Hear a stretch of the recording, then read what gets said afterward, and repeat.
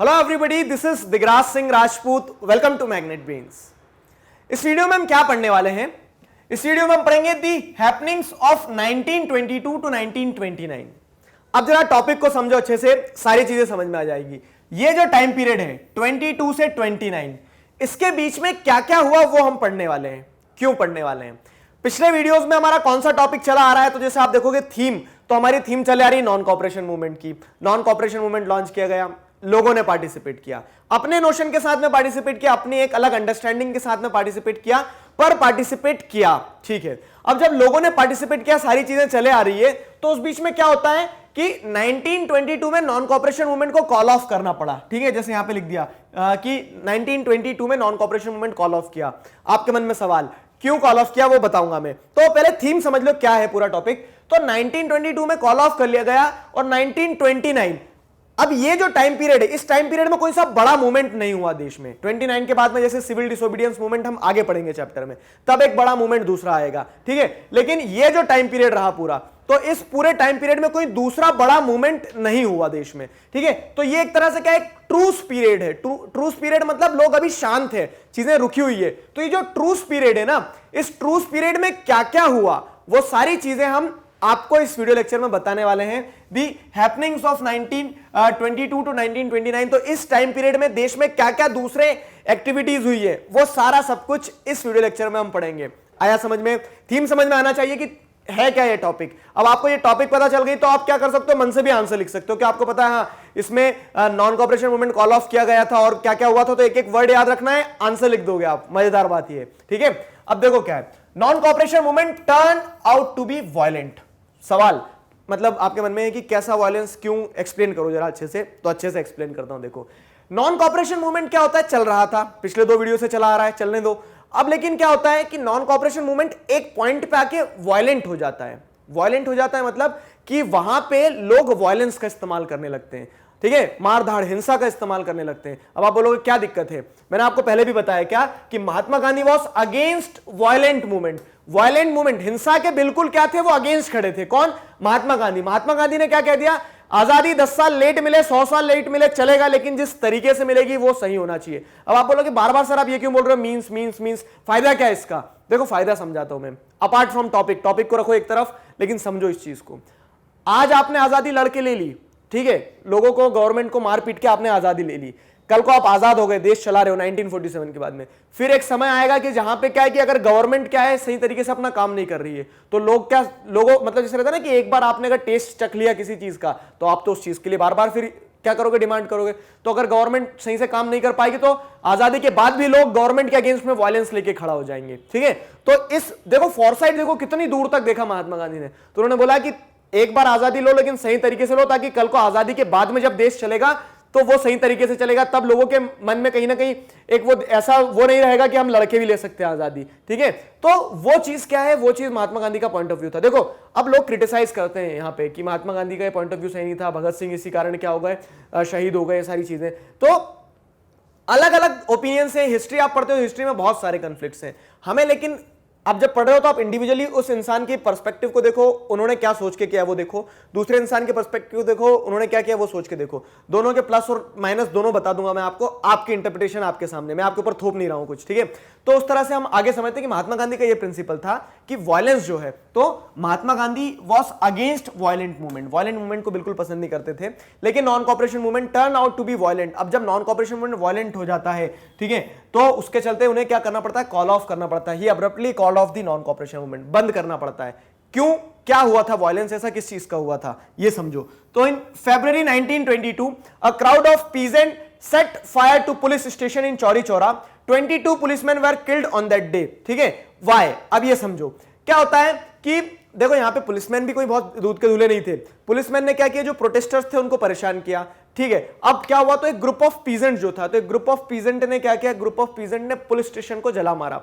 Police station जलाया तो police station के अंदर पुलिसमैन थे, तो 22 पुलिसमैन जो है they got killed on that day, ठीक है, उनकी मृत्यु हो गई है। अब जब 22 पुलिसमैन जो है उनकी मृत्यु हो जाती है तो उसके चलते क्या ये मैसेज जब महात्मा गांधी तक पहुंचता है, महात्मा गांधी को बड़ा बुरा लगता है। महात्मा गांधी बोल रहे हैं कि सिखा सिखा के थक गए, इनको अपने को नॉन वायलेंट तरीके से सारी चीजें करना है, लेकिन ये वायलेंस को रिस्टोर कर रहे हैं। Here bye I am calling of the non cooperation movement, उन्होंने बोल दिया मैं नॉन कॉपरेशन मूवमेंट को कॉल ऑफ करता हूं। क्योंकि जो पुलिसमैन जिन पुलिसमैन की मृत्यु हुई होगी ना, तो एक मिनट के लिए सोचो, पुलिसमैन तो इंडियंस ही थे, वो अब वो काम कर रहे थे किसके अंडर में, ब्रिटिश के अंडर में थे कि तो वो इंडियंस ही, वो भी किसी के भाई थे, किसी के पिता थे, किसी के बेटे थे। तो महात्मा गांधी को बड़ा बुरा लगा और महात्मा गांधी ने सोचा कि अभी लोग तैयार नहीं है किसी भी तरह के मूवमेंट के लिए, therefore he called off non cooperation movement, ठीक है। तो इसीलिए उन्होंने क्या किया, नॉन कॉपरेशन मूवमेंट को कॉल ऑफ किया लोगों की हरकत के कारण, ठीक। अब देखो क्या होता है, अब ड्यू टू वायलेंट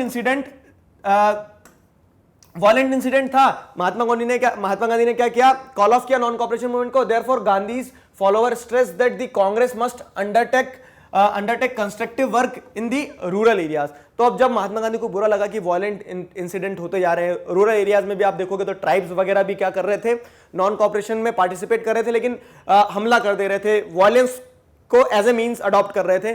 तो उन सारी चीजों से परेशान थे। तो गांधी जी के जितने भी फॉलोअर थे, ठीक है, गांधी जी इस फॉलोअर स्ट्रेस्ड, तो गांधी जी के फॉलोअर ने इस चीज पे जोर दिया कि that Congress must undertake constructive work in the rural areas. गांव में अभी लोगों को कंस्ट्रक्टिव वर्क के लिए सिखाया जाए, जैसे क्या हो कि कैसे आप इकोनॉमिकली अपने आप को डिपेंडेंट हो, तो जैसे स्मॉल इंडस्ट्रीज, कॉटेज इंडस्ट्रीज वगैरह डेवलप करने को सिखाया, लोगों को ट्रेनिंग दी कि कैसे आपको सत्याग्रह, जो हम बात कर रहे हैं कि सत्याग्रह के थ्रू प्रोटेस्ट करना है, तो वो सत्याग्रह कैसे चलेगा, आप कैसे चीजें करेंगे, ठीक है।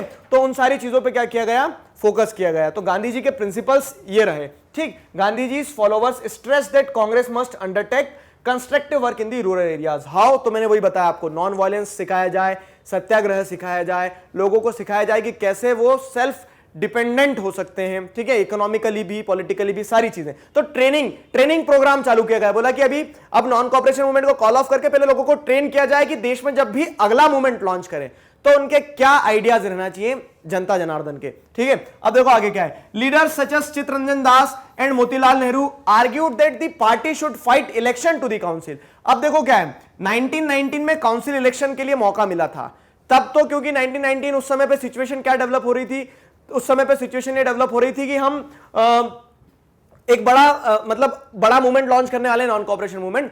तो इस टाइम के लिए हम क्या करें, for the time being council elections को बॉयकॉट कर देते हैं। चलो 1919 में काउंसिल इलेक्शन को बॉयकॉट कर दिया। अब 22 में जब कॉल ऑफ कर लिया गया नॉन कॉपरेशन मूवमेंट को, तब कुछ लीडर्स ने, जैसे सीआर दास, चित्तरंजन दास, ठीक है, ये है सीआर दास, तो मोतीलाल नेहरू, जवाहरलाल नेहरू के पिताजी, तो इन लोगों ने आर्ग्यू करा क्या कि अब तो कोई मूवमेंट भी नहीं चल रहा है, अब बॉयकॉट करने से कोई मतलब नहीं है, अब काउंसिल इलेक्शन में पार्टिसिपेट करना चाहिए। क्यों, उसके पीछे भी देखो इन्होंने भी कारण दिया। इन्होंने क्या कारण दिया, उन्होंने बोला कि हम अब गवर्नमेंट के बाहर से प्रोटेस्ट करके बहुत देख लिया, अब गवर्नमेंट के एक बार अंदर जाते हैं, इलेक्शंस में हम क्या करते हैं, पार्टिसिपेट करेंगे, इलेक्शन जीतेंगे और फिर गवर्नमेंट के लॉस जो बन रहे हैं तो उन्हें हम पार्लियामेंट में अंदर रह के क्रिटिसाइज कर सकते हैं। तो यहां पे स्वराज पार्टी बनती है, ठीक है। हाउ, तो इन्होंने एक स्वराज पार्टी बनाई, चित्तरंजन दास और मोतीलाल नेहरू ने। वो स्वराज पार्टी फिर इलेक्शन में लड़ती है, जीतती भी है। तो ये चीज चल रही, देखो क्या हो रहा है, 1922 से 29 के बीच में non cooperation movement call of किया गया, लोगों को ट्रेनिंग दी जा रही है, मैंने बताया, ठीक है, पीपल वर बीइंग ट्रेंड कि किस तरह से आपको सत्याग्रह, नॉन वायलेंस, इन सारी चीजों पर ध्यान देना है। उसी समय पर स्वराज पार्टी बनी, ठीक है, जिसने क्या किया, काउंसिल इलेक्शन में पार्टिसिपेट किया। ये सारे इवेंट्स हो रहे हैं देश में, ठीक है। फिर क्या होता है, सोशल वर्क पे बहुत ज्यादा एम्फेसाइज किया गया। महात्मा गांधी ने देखा क्या कि देश में अनटचेबल्स की स्थिति बहुत बुरी थी, ठीक है, जो सो कॉल्ड लोअर सोसाइटी के लोग थे, मतलब जिन्हें लोग क्या कंसीडर करते थे कि यार ये तो अछूत है, इनसे दूर रहना है, अपर कास्ट और लोअर कास्ट के बीच में बहुत बड़ा डिवीजन था।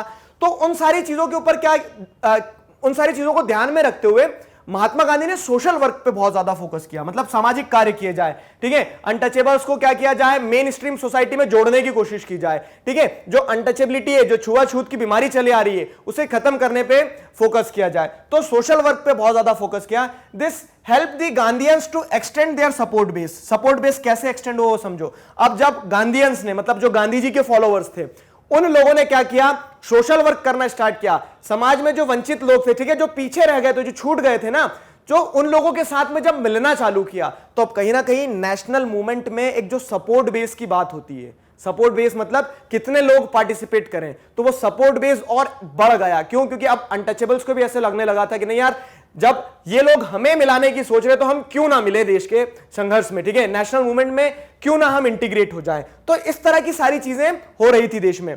टॉपिक से रिलेट करके चलो, बड़ा मजा आएगा। क्या कि 22 से 29 इस टाइम पीरियड में क्या चल रहा था, क्या चल रहा था, तो आप बता सकते हो आप कि नॉन कॉपरेशन मूवमेंट को कॉल ऑफ किया गया, ट्रेनिंग पे ध्यान दिया गया, सोशल वर्क पे ध्यान दिया गया, स्वराज पार्टी बनी। स्वराज पार्टी का काम क्या था, तो वो काउंसिल इलेक्शन में पार्टिसिपेट करके गवर्नमेंट के अंदर जाके चेंज लाने का प्रयास करेगी, ठीक है। और भी देखो बहुत कुछ हो रहा था। Two important development of the mid 1920s वर, इसी के साथ साथ में दो और बड़े डेवलपमेंट जो हुए मिड 1920s में, वो क्या थे, दो ऑर्गेनाइजेशंस बनी, दो पार्टीज बनी कह सकते हो आप। द फॉर्मेशन ऑफ राष्ट्रीय स्वयं सेवक संघ, आरएसएस, ठीक है। तो आरएसएस का फॉर्मेशन भी इसी टाइम पीरियड पे होता है। टू बी मोर प्रिसाइज कुछ आसपास दशहरे पे हुआ था 1925 पे, ठीक है। तो 1925 में राष्ट्रीय स्वयंसेवक संघ को स्टैब्लिश किया गया। अब राष्ट्रीय स्वयंसेवक संघ बनाया और जो अगला एसोसिएशन बना वो क्या बना, the communist party of India. ये एक पॉलिटिकल पार्टी की तरह इमर्ज होकर आई है, ठीक है। राष्ट्रीय स्वयंसेवक संघ भी है तो ये एक पेरेंटल फिगर है पॉलिटिकल पार्टी की, जैसे बीजेपी है, ठीक है। तो बीजेपी पार्टी की पेरेंटल फिगर जो है, जो एक ट्री रहता है ना, तो रूट्स है, ठीक है। रूट से आरएसएस, यहां से फिर बीजेपी निकल के आई। तो क्या होता है कि जो दूसरे डेवलपमेंट्स हो रहे थे देश में उस टाइम पीरियड में 1922 से 29 में, तो जो दूसरे डेवलपमेंट्स हो रहे थे उसमें क्या है, आरएसएस बना। आरएसएस के साथ साथ में कम्युनिस्ट पार्टी ऑफ इंडिया, ये दो ऑर्गेनाइजेशन बने, ठीक है, कम्युनिस्ट पार्टी ऑफ इंडिया। अब देखो क्या है, तो these parties have held very different ideas about the kind of country India should be. अब देखो अभी तक क्या दिख रहा था देश में 1920 तक, 22 तक अगर देखा जाए तो अभी तक एक कांग्रेस पार्टी थी और कांग्रेस सोच रही थी कि देश ऐसे बनेगा, ठीक है। कांग्रेस की सोच थी कि देश ऐसे बनेगा, वो चले आ रही थी चीजें। लेकिन अब क्या होता है, अब आगे चीजें बदलेंगी। कैसे, तो अब क्योंकि दो अलग पार्टीज आई हैं, तो ये दो अलग पार्टीज का, these parties have held very different ideas about the kind of country India should be, ठीक है। तो इन्होंने अलग तरीके से सोचा कि इंडिया किस तरह की पार्टी होना चाहिए, तो इनका अलग एक ओपिनियन, इनका अलग एक पॉइंट ऑफ व्यू रहा, ठीक है। अब इनका अलग पॉइंट ऑफ व्यू रहा तो कहीं ना कहीं कांग्रेस के कंफ्लिक्ट में जाएगा इनका point of view. Communist party का जैसे हम देखें तो वो अलग तरह की गवर्नमेंट चाहती थी, वो रशियन मॉडल पे गवर्नमेंट चाहती थी, जहां पे पीजेंट्स वर्कर्स क्या करें, ओवरथ्रो कर दें ब्रिटिश गवर्नमेंट को, वायलेंस भी चलेगा, सब कुछ चलेगा। तो वो इस तरह की बात करने लगे। फॉर्मेशन ऑफ राष्ट्रीय स्वयंसेवक संघ, तो जो आरएसएस था, तो आरएसएस की एक अलग पॉइंट ऑफ व्यू थी, ठीक है। वो क्या है, तो वो एंशिएंट हिंदुइज्म से कंट्री को आगे ग्रो करवाना चाहता था। तो अलग अलग पॉलिटिकल पार्टीज इमर्ज हो रही थी इस टाइम पीरियड में, उनके अलग अलग नोशंस थे। तो आप देखोगे अब देश में नेशनल मूवमेंट जो है ना, तो वो एक पार्टी के द्वारा ड्राइव नहीं किया जाएगा। आगे से क्या है कि सबने अपना अपना कंट्रीब्यूशन दिया, आप नेग्लेक्ट नहीं कर सकते हो। कम्युनिस्ट पार्टी ऑफ इंडिया का भी अपना कंट्रीब्यूशन रहा है, आरएसएस का भी अपना कंट्रीब्यूशन रहा है देश की आजादी में, ठीक। आगे क्या होता है, तो इसी टाइम पीरियड में रेवोल्यूशनरी नेशनलिस्ट भी इमर्ज हो रहे थे। ये शब्द बड़ा इंटरेस्टिंग है, रेवोल्यूशनरी नेशनलिस्ट, ठीक है। देखो शब्द को समझो, रेवोल्यूशनरी मतलब जो क्रांतिकारी थे, नेशनलिस्ट मतलब क्या है, जो देश के लिए एक तरह से कह सकते हैं राष्ट्रवादी थे, जो देश को आजाद तो सभी लोग करवाना चाहते थे, मतलब ये नेशन से इनके जुड़े हुए सेंटिमेंट्स थे, ऐसे समझ लो। तो क्रांतिकारी लोग मतलब क्या है कि जो विश्वास रखते थे कि भैया नॉन वायलेंस के चलते कभी नहीं जीत पाएंगे हम, ठीक है। जिन्होंने बोला कि अगर जरूरत पड़ेगी तो हम हमारी जान देने को भी तैयार हैं, ठीक है। तो like Bhagat Singh too was active in this period. तो अब क्या हो रहा है कि एक बार फिर से रिकैप करते चलो, 1922 से 29 के बीच में क्या हुआ, non cooperation movement call of किया गया, लोगों को ट्रेनिंग देना चालू की गई, स्वराज पार्टी बनी। स्वराज पार्टी के बाद में सोशल वर्क बढ़ाया गया, जिससे सपोर्ट बेस बढ़ा नेशनलिस्ट मूवमेंट को। फिर अगली चीज जैसे देखें तो राष्ट्रीय स्वयंसेवक संघ बना, राष्ट्रीय स्वयं संघ के बाद में कम्युनिस्ट पार्टी ऑफ इंडिया बनी। और इसी टाइम पीरियड में क्या हो रहा है, इसी टाइम पीरियड में कहीं ना कहीं रेवोल्यूशनरी नेशनलिस्ट भी इमर्ज हो रहे हैं, जैसे भगत सिंह, चंद्रशेखर आजाद, ठीक है। तो ये सारे जो हमारे लीडर्स रहे हैं, इन लोगों ने भी अपना काम इसी टाइम पीरियड में 22 से 29 के बीच में बढ़ाया। इतनी सारी चीजें मैंने बता दी है, गिन लो जरा, 4 3 7, ठीक है। ये सारी चीजें हो रही थी देश में 1922 से 29 के बीच में। आया ना समझ में, मजा आ रहा है कि नहीं आ रहा, बताना कमेंट सेक्शन में। तो भगत सिंह, ठीक है, नाम सुन के क्या होता है कि आपका जो चेस्ट का साइज है वो 2 इंच ज्यादा हो जाता है।